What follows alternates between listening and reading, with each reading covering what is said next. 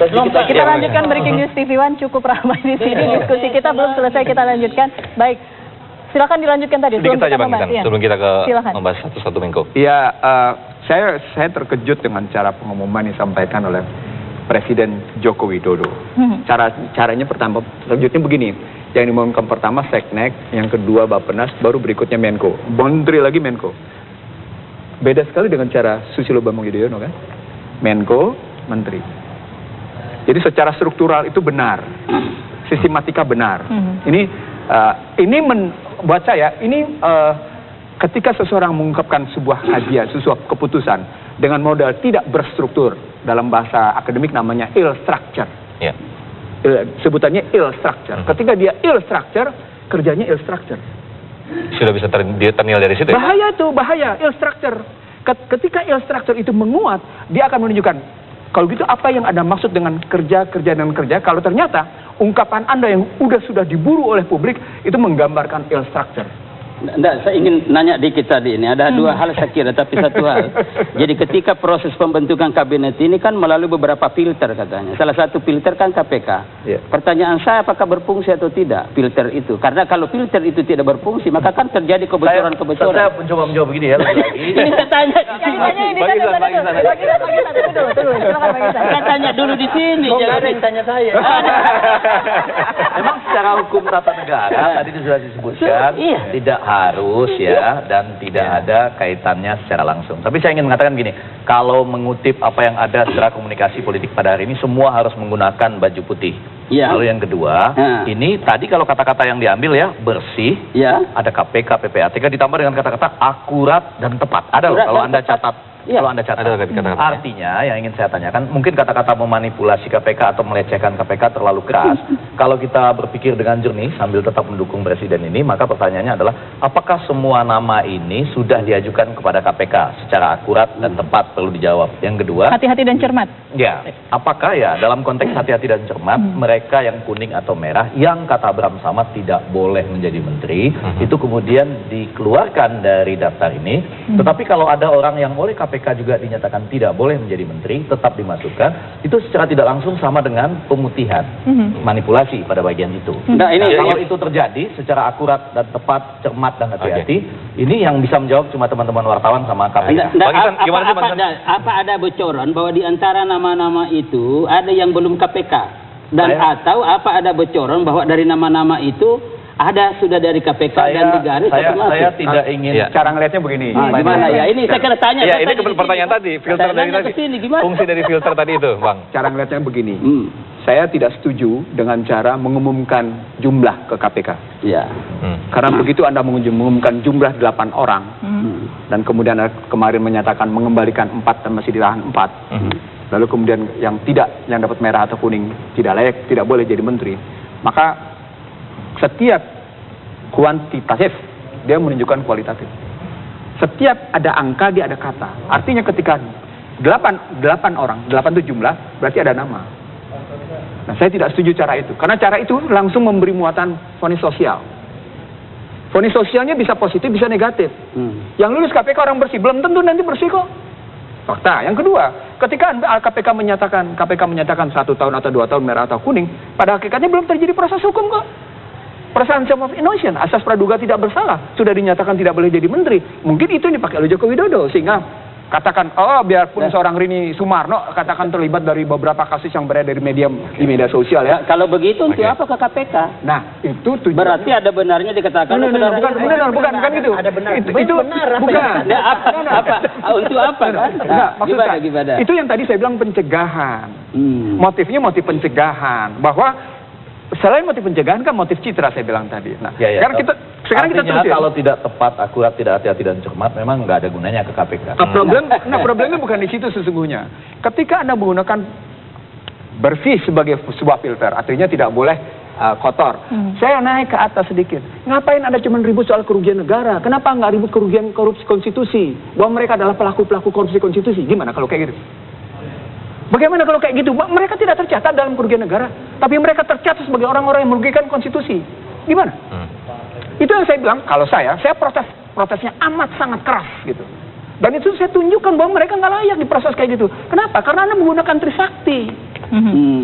Ketika Anda menggunakan Trisakti, basis Trisakti tidak adalah konstitusi, dan ternyata ada sejumlah orang itu ternyata melakukan korupsi konstitusi dengan melahirkan undang-undang. Baik, kita mulai dengan para Menko-nya.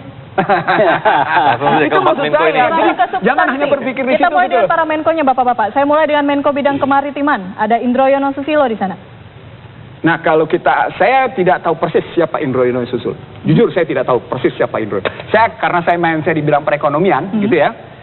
Kalau kemaritiman saya akan katakan begini, begini. Saya baru saja kembali dari Yogyakarta untuk sebuah studi general beberapa satu perguruan tinggi, saya tidak perlu sebut. Saya bilang begini, ketika Anda masuk kemaritiman, Anda menghadapi 5 hal. Pertama, apakah Anda punya marine plat? Marine plat itu plat untuk industri perkapalan. Anda tidak punya di Indonesia. Yang kedua, apakah Anda punya shipyard industrial? Anda tidak punya shipyard industrial. Yang ketiga, apakah Anda punya port yang cukup? Anda tidak punya cukup port. Yang berikutnya, apakah Anda punya yang namanya industri keuangan yang mendukung itu? Anda juga tidak punya posisi. Pengalamannya sebagai Direktur Sumber Daya Perikanan di FAO? Nggak cukup ketika bicara yang namanya itu kayak gitu. Yang terakhir bahkan saya bilang, ketika Anda bicara yang namanya lingkaran tadi semuanya, Anda bicara 2 hal. Otomotif industrial and IT industrial. Dunia maju semuanya berkembang ketika bicara marine industrial, ini 5 komponen. Ketika Anda kemudian mencari orang yang tidak menyelesaikan masalah pada posisi marine plat, Anda nggak punya marine plat, Anda impor. Anda nggak punya kemudian shipyard, Anda kemudian mengambil yang namanya shipyard. Anda tidak punya juga yang namanya industri keuangan yang mendukung. Anda juga tidak punya port yang mendukung. Anda tidak punya juga industri otomotif dan IT yang mendukung. Lalu Anda sedang memberi pasar pada siapa? Berarti lemah begitu, Bang? Logikanya begini. Oh, jangan-jangan lo buka industri maritim, lo sedang membuka pasar bagi negara asing duduk Indonesia. Logikanya begitu jadinya. Itu yang berbahaya. Kalau balik ke profesionalisme, ya karena dia punya pengalaman belajar di situ ya, oceanografi, kemudian punya pengalaman diakui oleh komunitasnya MAPIN, bahkan FAO dunia, dan kemudian tentunya dalam konteks untuk kode etik persoalan lain, tentu dia tepat konteks profesional. Tunggu, itu statusnya cuma pangan. Status Indroyono pada konstruksi di FAO cuma pangan pendekatannya. Itu artinya kelautan hanya Anda dekati dalam konstruksi pangan. Padahal kalau Anda ambil dalam konstruksi maritim secara menyeluruhan, dia tidak bisa Anda terjemahkan hanya dalam konstruksi ikan sebagai industri pangan. Nggak bisa. Nggak bisa begitu melihatnya. Budaya, perikanan, penerapan teknologi penangkapan ikan di perairan laut dan air tawar seluruh dunia. Jadi termasuk lebih dari itu, Pak. Enggak juga, Pak. Ya, tugas yang diemban. Itu tadi Menko Polhukam ya? Walaupun masalah banyak ya. Lagi-lagi masalah banyak. Itu banyak mafianya. Kalau Anda baru kembali dari Jogja, saya baru kembali dari Ternate gitu ya. Ada kasus-kasus di mana misalnya Satker PSKD-nya itu ya, pengawasan sumber daya keikanan dan kelautan gitu ya, melakukan juga misalnya penahanan nelayan asing, nelayan kita juga ada di Myanmar dan lain-lain, ada Love Merben, dan banyak kasus-kasus mafia yang ada di situ. Ini Menko yang baru, saya ke Bang Irman sekarang. Menko yang baru posisinya bertambah, sebelumnya di era Pak SBY hanya 3 Menko dan kemudian bertambah Menko baru. Jadi biasanya Menko ini kan sebenarnya menteri yang kalau dibanding yang utama itu 3, Mendagri, Menlu, sama Menhan. Tapi secara politik ada kebutuhan. Suatu saat saya jadi presiden juga saya membutuhkan institusi Menko ini. Menko ini adalah orang yang saya anggap sebenarnya sesungguhnya orang yang paling dekat sama saya, ya, selain dari wakil presiden itu, orang yang bisa mengkoordinasi pembantu-pembantu saya ini di situ. Jadi ini adalah bagian dari, ya silahkan presiden membentuk Menko. Yang penting adalah Menko itu bisa diandalkan, ya, bisa diandalkan betul-betul full bisa membantu dia selain dari wakil presiden itu. Apalagi kalau misalnya konstruksi pilpres kita sekarang, wakil presiden kita kawin paksa biasanya di situ kan, belum tentu chemistry-nya ketemu. Nah, di Menko inilah yang biasa presiden sangat mengandalkan tugas-tugas kepresidenan itu seperti itu. Dan apakah ini cukup bisa menjawantahkan dari program-program atau visi misi Jokowi sendiri? Ya, tergantung bagaimana dia makanya dari dulu saya selalu katakan bahwa pembentukan kabinet tidak bisa lepas dari RPJM, RPJP, visi dan misi dan lain sebagainya. Ya, di situ Menko itu kalau tidak salah di di kubu Pak Idrus Marham dulu ada istilah menteri utama yang mau dibentuk dulu, itu sama dengan sebenarnya. Kalau mungkin yang terpilih kemarin kubunya Pak Idrus Marham udah jadi menteri utama, mungkin bisa jadi di situ.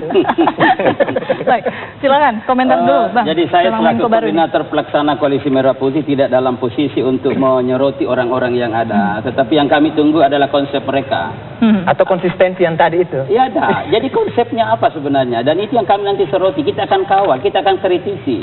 Misalkan bicara tentang revolusi mental misalkan, dan ini bidangnya Menko siapa? kami akan tunggu gimana wujud revolusi mental itu dalam program. Apalagi misalkan kalau kita mengkaitkan namanya ini hanya kabinet kerja, apa yang mau dikerjakan? Tentu perlu konsep.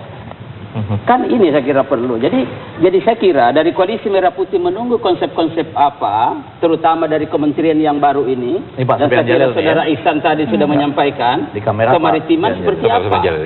Saya kira ini yang kami tunggu, dan karena itu tentu dari Koalisi Merah Putih mempersilahkan ya anggota kabinet yang akan dilantik besok. Tapi kami ingin mengingatkan Koalisi Merah Putih menunggu program-program Anda sebagai wujud dari janji-janji yang ada.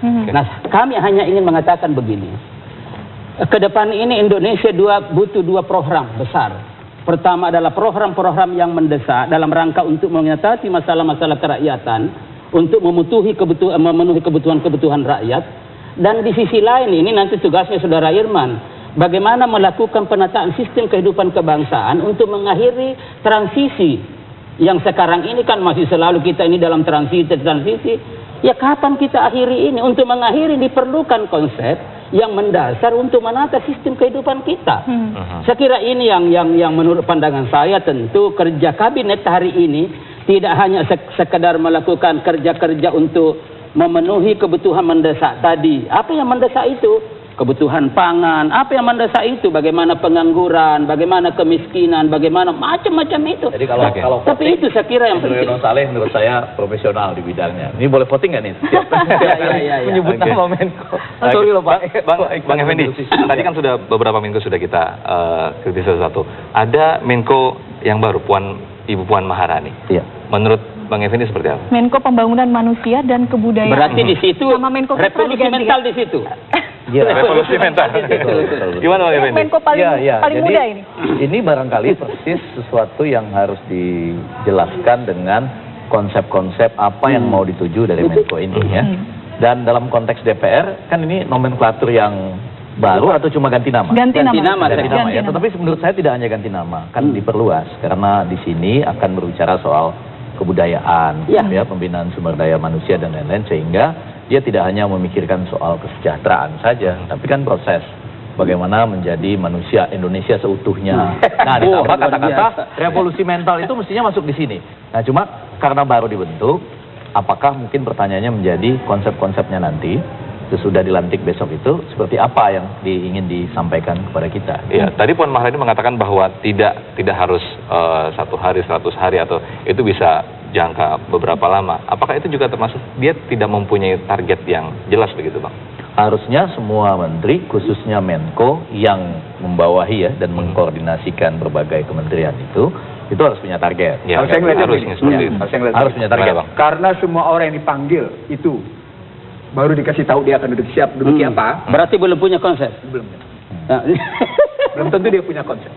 Kalau saya ngeliatnya begitu. Ketika dipanggil ke istana, ditanya sederhana. Jangankan seorang Puan Maharani yang politisi, ya. Mungkin seorang Indro Yono pun ketika bicara kemaritiman dalam pengertian menyeluruh, belum tentu dia punya konsep. Dia boleh bicara tentang perikanan dalam pengertian pangan, karena dia ada di FAO, di Food Agriculture Organization, ya. Ada di food pendekatannya, ada di agriculture, tapi belum tentu dalam konstruksi kemaritiman secara menyeluruh. Misalnya kemaritiman dalam pengertian katakan sumber daya energi di laut. Posisi belum tentu. Itu sorry itu saya kalau saya bilang. Karena itu kalau kita ngeliat orang-orang itu, ketika kita tanya, gimana 3 hari, gimana seminggu, gimana 100 hari, itu boleh kita tanya setelah mereka seminggu ada di dalam.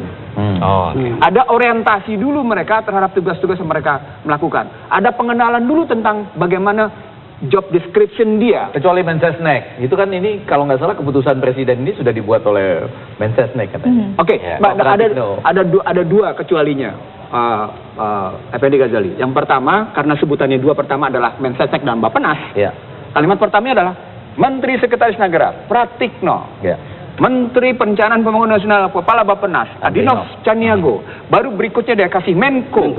Nah, Menko baru nggak Menko baru menteri lagi posisinya. Anggotanya Menko baru yang dikoordinasikan. 2 ini sudah mulai. Artinya mereka sesungguhnya sudah bisa melihat. Dan saya bilangnya begini. Sekarang saya ulang lagi di TV One. Selama Anda tidak memperbaiki Undang-Undang Nomor 25 Tahun 2004 tentang Sistem Perencanaan Pembangunan Nasional yang tidak punya hubungannya dengan Undang-Undang 1723, bohong. Jelas, ini jalan sendiri kok. Bohong kalau Anda tidak menyelesaikan 25 2004 sama 17 2003. Terus Ini omongan saya bukan di TV One. Ini omongan saya di berbagai instansi pemerintah, bahkan termasuk di instansi tinggi. Ayo masuk ke Menko lain sekarang. Sebelum masuk ke Menko lain, Mungkin ada komentar. Kita belum selesai. Mungkin ada Pak komentar. Irman Silakan. ini, Iya, Irman. Oh, oke, baik. Bang Irman dulu. Irman, silakan. Gimana masalah penataan untuk mengakhiri transisi ini kan perlu konsep mendasar. Ya. Dan di MPR terus terang saja itu sudah dibentuk namanya tim kajian Ya. sistem ketatanegaraan, dan di Golkar sendiri begitu ARB jadi ketua umum sudah membentuk tim penataan sistem kehidupan kebangsaan. Kebetulan saya ketuanya. Jadi memang sudah arah, dan ini yang paling penting menurut pandangan saya. Dan seluruh anggota kabinet harus memiliki konsep tentang itu sesuai dengan bidang yang ada. Saya kira itu tugas baru MPR sekarang, ya, mengakhiri yang tadi disebut oleh Pak Idrus itu transisi itu. Jadi itu domainnya di MPR di situ. Sekarang presiden adalah dia laksanakan saja apa yang ada sekarang ini. Mungkin nanti ini akan menjadi masukan-masukan secara softwarenya bagi MPR. Tapi tugas utama mengakhiri itu adalah teman-teman kita anggota MPR semuanya di situ. Ada Pak Idrus Marham, Koalisi Merah Putih dan kawan-kawan di situ membuat sistem ini lebih mapan, karena tugas, kalau tidak salah, tugas baru MPR itu ya itu yang disebutkan itu, menata kembali sistem ketatanegaraan kita. Jadi memang, tapi maksud saya begini, Saudara Irma, jadi kan sebelum ini jalan di MPR, maka ini menteri-menteri yang ada, utamanya Menko ini, mestinya kan sudah memiliki konsep dasar tentang itu, dan itu menjadi guidance mereka untuk melakukan dan membuat program-program terencana. Apa yang dicapai Saudara Effendi tadi, apa yang dicapai 1 tahun, 2 tahun, 3 tahun, 5 tahun ke depan. saya kira minggu depan udah punya. Kalau sekarang sama, setuju saya. Sekarang belum. Betul. Belum seminggu ya. Ya, makanya karena itu saya katakan tadi, Koalisi Merah Putih tidak lagi dalam posisi mempermasalahkan orang-orang yang ada. Kami menunggu konsep-konsep mereka, dan dua hal yang kami inginkan. Tapi KMP jangan juga nuntut hari ini. Ya memang, karena itu saya katakan dua hal yang kita inginkan ke depan. Hal-hal yang mendesak, program-program yang mendesak dilakukan. Apa yang mendesak? Program untuk memenuhi kebutuhan rakyat hari ini. Program untuk menyelesaikan masalah-masalah rakyat hari ini. Saya kira ini yang penting juga. Dan yang mendasar seperti tadi. Karena kita ingin ke depan bagaimana Indonesia ini mengakhiri transisi. Baik, Bang Idrus, kita harus break dulu. Kita tanya besok setelah dilantik, Bang. Kita jeda dulu pemirsa Breaking News TV One. Masih akan kembali saat lagi untuk Anda. Enggak, ini saya lihat ini masih ada.